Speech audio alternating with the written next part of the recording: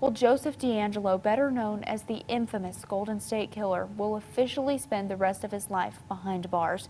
And for a woman who lives in Lamesa, that means justice for her family nearly 40 years later. KAMC's Laughead has more. Mom and Greg were two remarkable, young, vibrant people who were denied the opportunity to even be breathing today. For Debbie Domingo McMullen, it's been 40 years of waiting for justice. This is what I've been waiting for my whole darn life. So this has been the best week of my life. Friday, she confronted the man who raped and murdered her mother, Sherry Domingo, and her mother's boyfriend, Greg Sanchez, as they slept.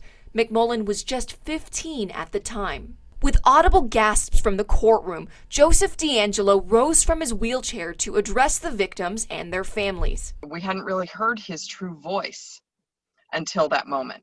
He had a golden opportunity right there to actually say something meaningful, and he blew it. He flushed that opportunity down the toilet. She said she wished DeAngelo had shown a sign of sympathy after living a life that he denied to his victims and to her. Losing my mom really took away a lot of my vision and my joy. My mom had died at 35, and I remember turning 36 and thinking, wow, I've outlived her. Her last few words to her mother are burned in her memory. Argued, we screamed at each other over the phone. And I ended that conversation screaming at her, why don't you just stay out of my life? And the next day, less than 24 hours later, I learned that she had been killed. Just weeks before, McMullen had run away from home, something that ended up saving her life. For the first 20 years after the murder, she says she was torn up with guilt, knowing she never got to say goodbye. In the last 20, finding a face behind the murderer fueled her.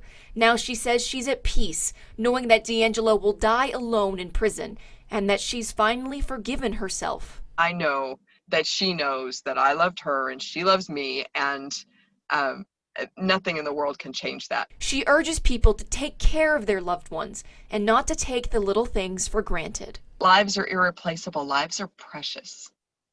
And every moment counts. I've tried to learn through this to not live with regret and guilt, and to just truly appreciate the time that I did have with my mom and Greg. It was beautiful. Laura Laughead, KAMC News.